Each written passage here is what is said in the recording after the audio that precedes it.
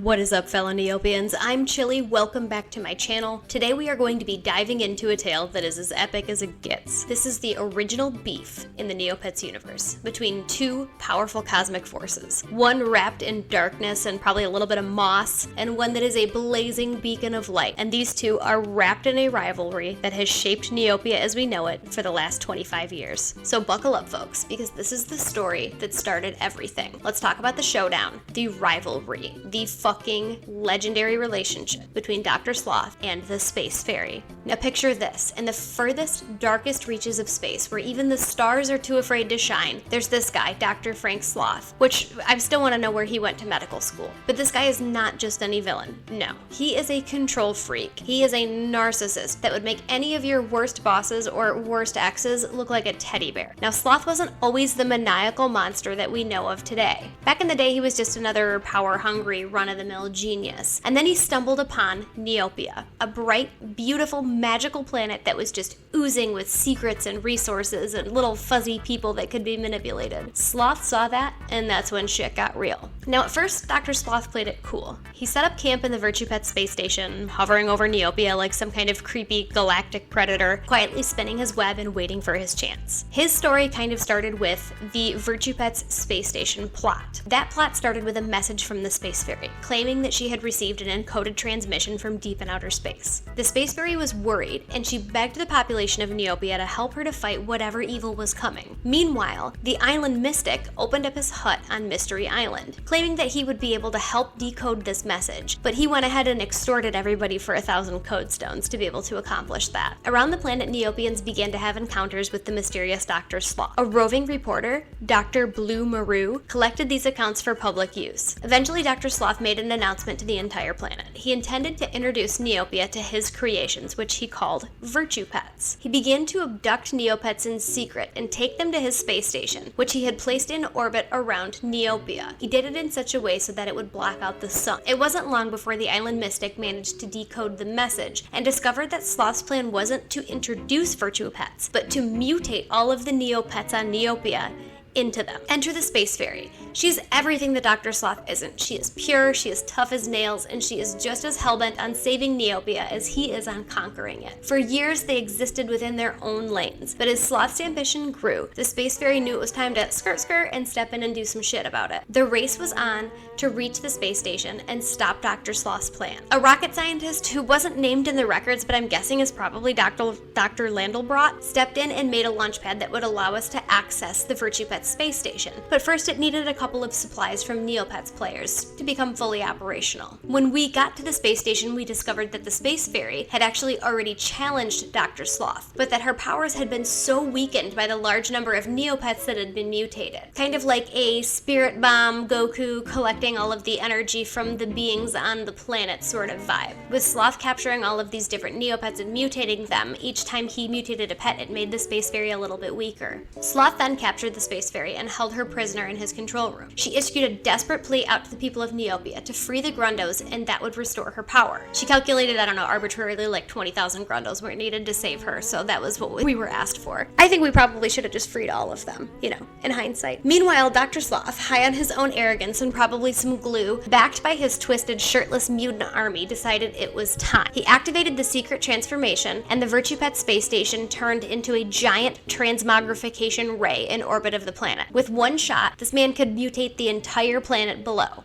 Sloth prepared to fire the ray, and the Space Faerie, despite her weakened state, managed somehow to break free from her prison. And in one last-ditch effort, she summoned all of her remaining strength, and she deflected the powerful blow of the ray back at Sloth himself. This resulted in an explosion, destroying the mutation ray, and for a while we thought maybe also Sloth himself. The space station was left in ruins. It nearly avoided total destruction, and it sort of like settled into orbit around the planet of Neopia. We presumed that Sloth was destroyed because we didn't find any evidence of him, but his dark influence still lingered over the planet. It was sort of a shadow that kind of haunted Neopia for years to come as we just waited for the other shoe to drop. Years after Sloth's first defeat, when Neopia had almost begun to forget the terror that he had once spread, dark whispers started to circulate once more. The Space Faerie, our ever-vigilant queen with a probably glorious behind, is not one to be easily fooled. She sensed the shift immediately, like some hot-ass Obi-Wan Kenobi that's all caked up. Something was off. The universe was shifting, it was out of balance. The transmog ray might have been eliminated, but what of Dr. Sloth? That twisted bastard was far from gone. She knew that he slinked away, licking his wounds and plotting his deepest, darkest revenge, and that eventually he was going to come back to the surface. Meanwhile, deep in the bowels of the almost destroyed Virtupet space station, an agent of the Resistance named Gorix received a message, one that would change everything. He was to meet with an operative named Scout, who said that they held valuable intel on Sloth's latest scheme, but this was not going to be a walk in the park. Scout was being hunted by none other than Yelena Skyfire,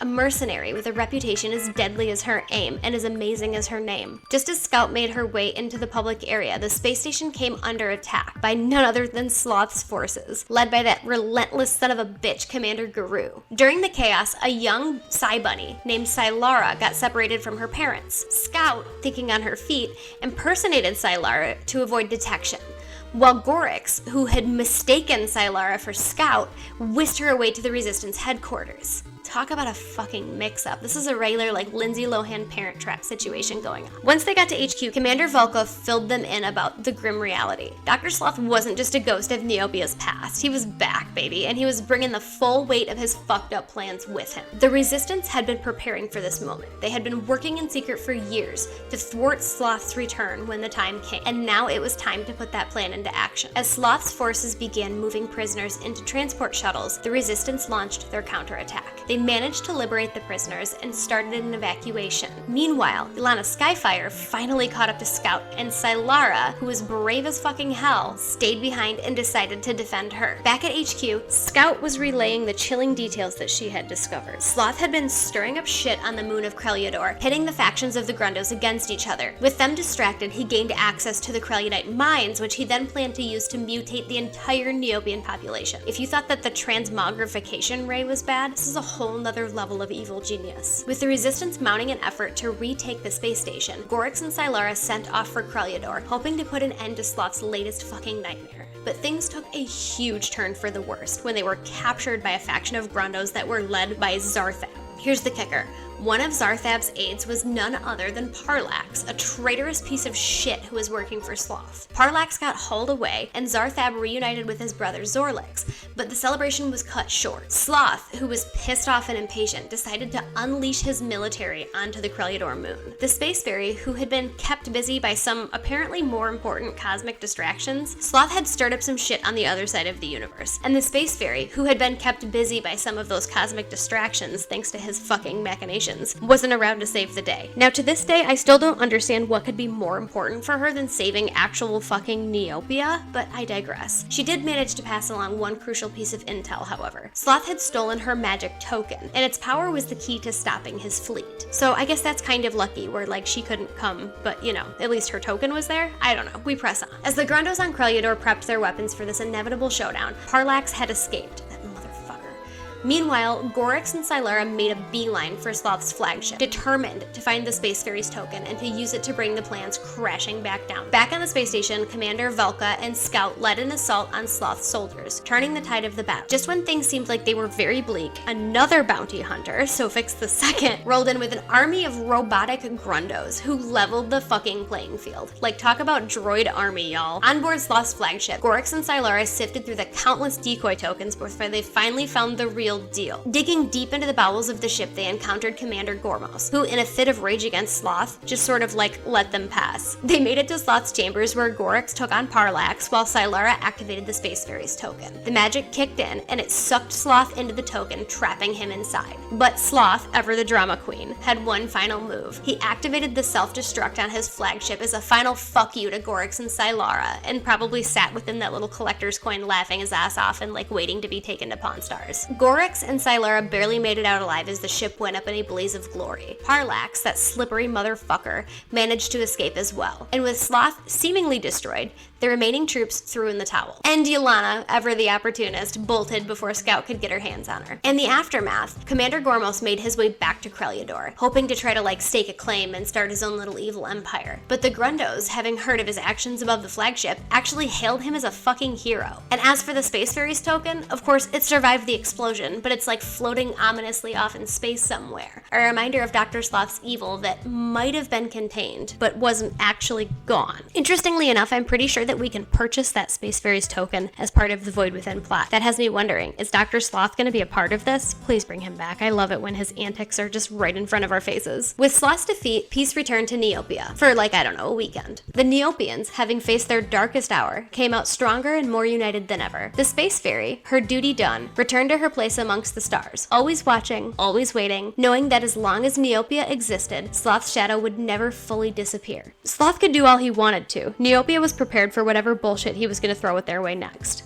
If there's anything that we can learn from this story, it's this. Fear is Sloth's biggest weapon, more powerful than any gadget or any army that he could muster. How often do we let fear control our decisions, letting it creep in and dictate what our actions and reactions will be? Sloth knows that fear can bend Neopians to his will, just like it can influence us in our lives. But here's the real kicker. Fear only holds power if we let it hold power.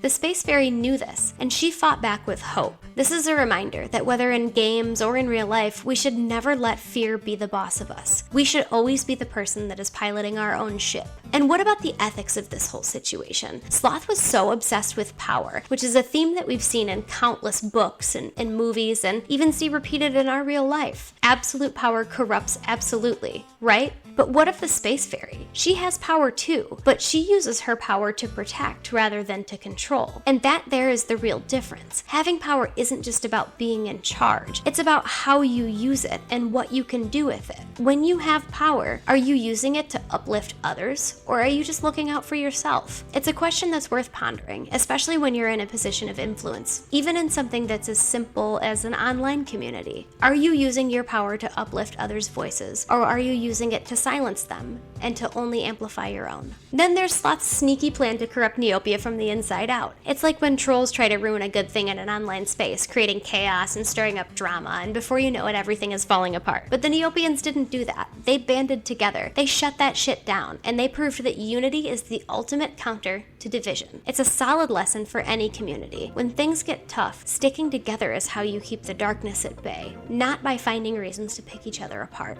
So that's the story, folks. We've walked through the epic battle and we've faced down some seriously dark forces. But most importantly, we've uncovered lessons that hit pretty close to home. That last epic battle wasn't just about who had the most firepower or the biggest guns. It's about resilience. It was about standing your ground even when the odds are stacked against you, even when others would have given up a long time ago. And that's something that we can all relate to. Whether it's grinding through some tough level on Fiora's quest or facing personal challenges in your real life. Sometimes the biggest victories come from just not giving up. Life can be so tough, and we are all going to face our own Dr. Sloth moments. But just like the Space Faerie, I know that you've got what it takes to push through. You just have to keep going. Thank you so much for watching this video. Please like and subscribe if you enjoy this format. I'm going to be back next week with another lore deep dive, and if you have any subjects that you would like me to cover, feel free to throw them in the comments. I loved having you here. Thank you so much for watching this video and hanging out with me. Feel free to come back anytime, and hey, in the meantime, remember, if life ever gets too heavy, feel free to come back here for another chill quest. Bye everybody. Love you guys.